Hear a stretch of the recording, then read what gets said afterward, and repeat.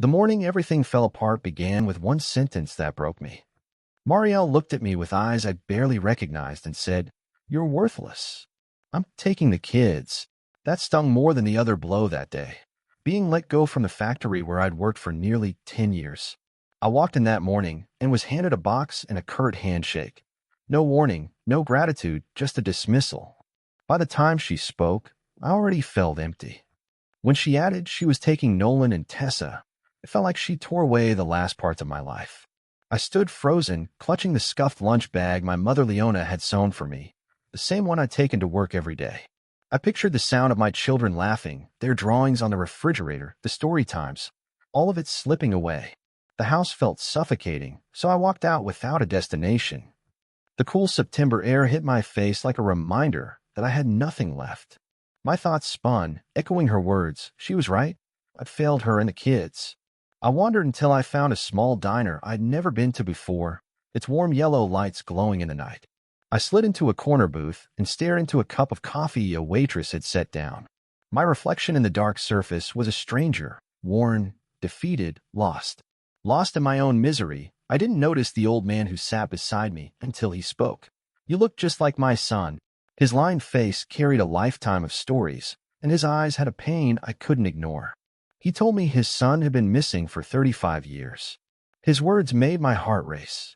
Then he leaned in and studied me like I might disappear, and the next 5 words he spoke would alter my life in ways I couldn't have imagined.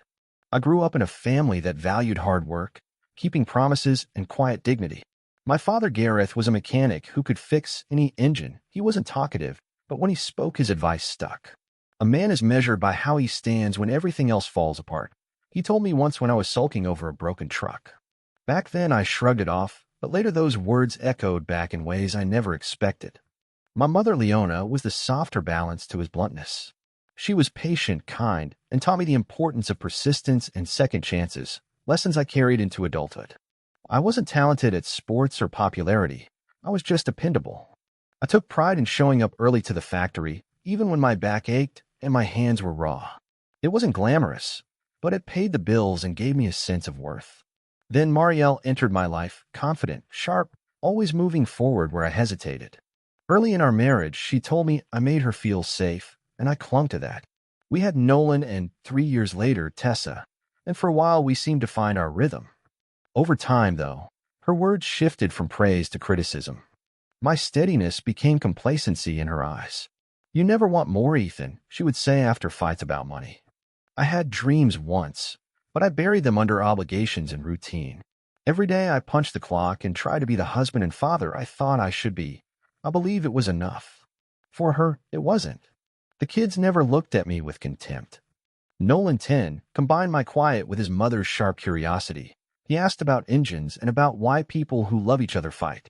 7-year-old Tessa beamed joy and left animal drawings on the fridge for me. Their presence made life bearable when everything else felt heavy. My brother Colin, more driven and ambitious, challenged me to stand up for myself. His words stuck with me too. When the factory let me go, it felt like losing a part of myself. I'd walked through those doors for a decade and knew every creak and machine hum. Losing that job wasn't only about money. It felt like losing proof that I mattered. I drove home with a box of my things on the passenger seat, staring at the blurred world beyond the window and wondering how to tell Marielle. When I walked in, she examined me and the box with a coldness that offered no comfort.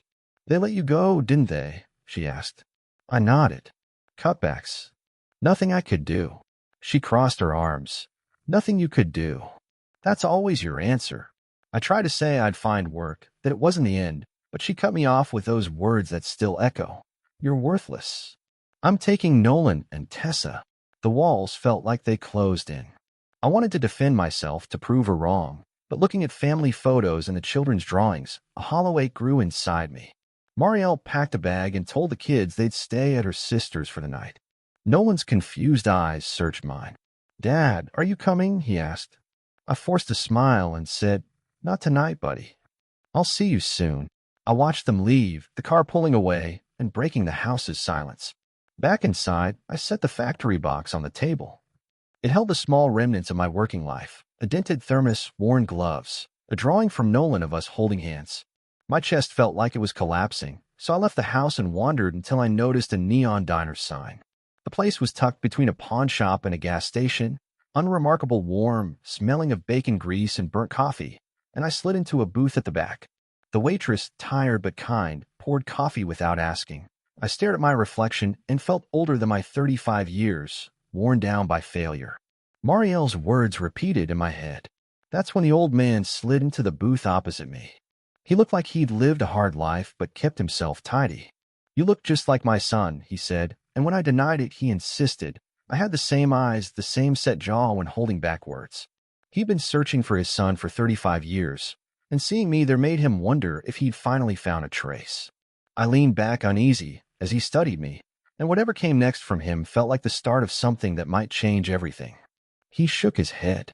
"I'm sorry about your son, but I'm not him." The old man nodded slowly but stayed. "Maybe not," he said, "but you wear the same look, a man carrying something too heavy." His words cut deep because they felt true. Ethan wanted to tell him to go, yet something in the man's eyes, familiar, long-held sorrow, kept him there. "My name's Harlan," the man offered, and Ethan hesitated before taking the hand. Harlan's grip was steady and grounding. Ethan gave his name in return. Harlan watched him and observed that he'd clearly lost something. Ethan laughed hollowly and admitted it. He'd lost his job that morning, his wife that night, and his children. Harlan didn't flinch. Instead, he spoke with the calm patience of someone who'd weathered worse. He knew the hollow feeling, the creeping belief that you don't matter, and no one would notice if you vanished. Ethan confessed his helplessness. 10 years at the factory, gone without warning, a marriage that branded him a failure, confused children, and no answers. Harlan leaned in and told him he didn't have to let this be the end of his story. He asked rhetorically whether he had stopped searching for his son after 3.5 decades. No. He'd kept going because hope was all he had. His insistence cut through the diner's background noise, and for the first time that day, Ethan felt a small spark of something other than shame. Harlan then spoke the 5 words that appended everything. "Don't abandon them like me." They landed harder than anything else Ethan had heard that day. Harlan explained how, after his son vanished, he realized he'd been emotionally absent long before, present by roof and table, but not present in a way that mattered. He feared his son left thinking he didn't care. That confession forced Ethan to picture Nolan's eyes and Tessa's tiny hand leaving their home. He saw how easy it would be to become the father Harlan regretted being. Ethan vowed he didn't want that. Harlan urged him to fight, not with fury, but with everything that loved those kids. Show up, prove you care, refuse to disappear. If Ethan abandoned them now, their doubt would haunt them forever. The conviction in Harlan's voice lit a new kind of anger and resolve in Ethan, a determination to be present rather than perfect. Ethan stood, breath steadying, telling Harlan he would go see his children and tell them the truth. Harlan offered a faint, almost proud smile and a final push. "Don't waste time. Remember what I said." Ethan left the diner with a changed purpose. He drove toward Marielle's sister's house where she'd taken Nolan and Tessa, repeating Harlan's warning as an anchor. Nervous but resolved, he knocked at the door and faced Marielle, ready at last to fight for what mattered. "What are you doing here?" Marielle snapped. I swallowed but held her gaze. "I came for Nolan and Tessa. I'm not leaving without them." She pressed her lips together. "Now's not the time, Ethan. They're already upset. Let it go." Something in me shifted. I'd given up too easily before, but not now. "No," I said firmly. "I won't let this go. If you want to leave, do it. But you're not taking them from me. They need their father, and I'm not disappearing." Her stare hardened, then faltered a little, and that pause steadied me. "Do you remember when we first held Nolan?" I asked, voice breaking. "You told me I made you feel safe. I haven't been perfect, Marielle, but I love them, and I won't let them think I didn't fight for them." A small voice cut through the tension. "Dad." Nolan appeared, eyes searching. He ran to me before Marielle could stop him, hugging me tightly as if he'd been holding in fear all night. "I knew you'd come," he whispered. Tessa followed, wrapping her arms around my leg. "Daddy, are you staying?" she asked. I knelt, my arms trembling as I gathered them. "I'm here. I'm not going anywhere." Marielle lingered in the doorway, arms crossed, conflicted. She'd expected me to crumble and vanish. Instead, she saw me standing straighter than I had in years. "You think this changes anything?" she asked softly. "It changes everything," I replied. I finally know who I am.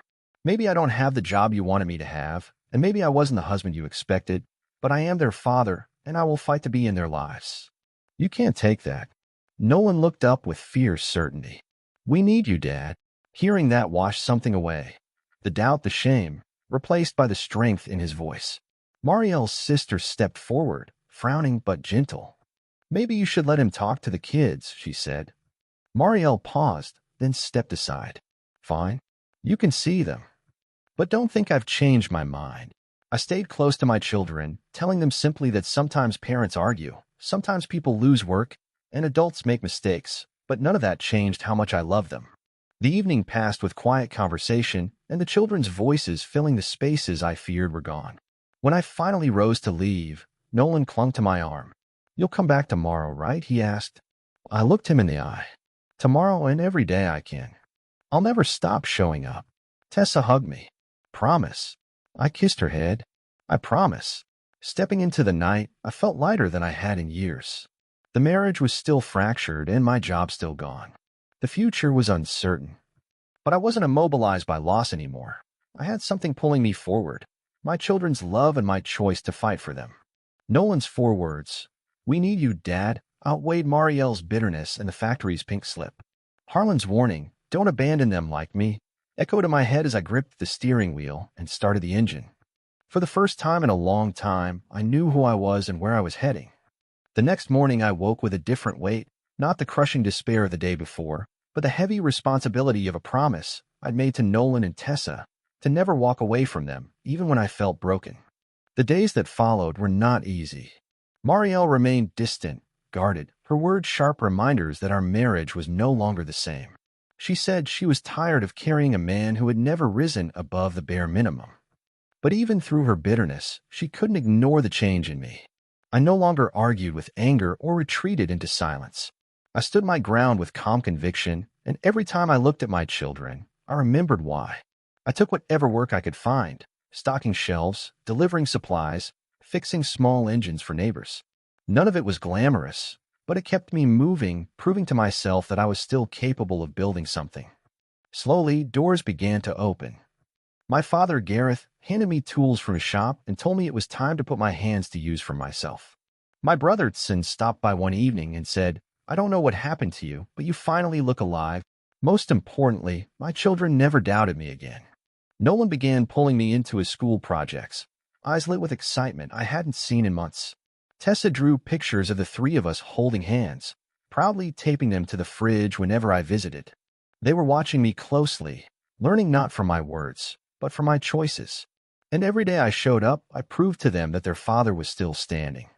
Weeks later, I went back to Daryl's diner, determined to thank Harlan for the 5 words that had redirected my life. But when I asked the waitress about him, she frowned. Harlan Vayner? I knew him. He used to come in years ago. But he passed away more than a decade ago. I haven't seen him since. The coffee in my hand trembled. I glanced around the diner, half expecting him to step out from the corner booth. But the room carried on as if he had never been there. I slid into the booth where we'd sat, tracing my hand along the smooth table. Whether he had been flesh and blood or something else entirely, his presence was real to me. His words were real. His warning had saved me from stepping into the same emptiness that had consumed him. I whispered a quiet thank you into the air, hoping somehow it reached him. Then I left, carrying his message with me. Looking back now, I understand what he gave me. Life can strip you down to nothing. Jobs vanish. Marriages break. People you trust can wound you in ways you never imagined. But none of that means you stop fighting for the ones who matter most. A father's worth is not measured by his paycheck or the state of his marriage. It is measured by his presence, by his refusal to walk away, by the steady love that anchors his children even when the world shakes. I am still rebuilding. I am still learning to stand tall even when the ground feels unsteady. But I know this. I am not worthless. I am a father, and that alone is reason enough to keep moving forward.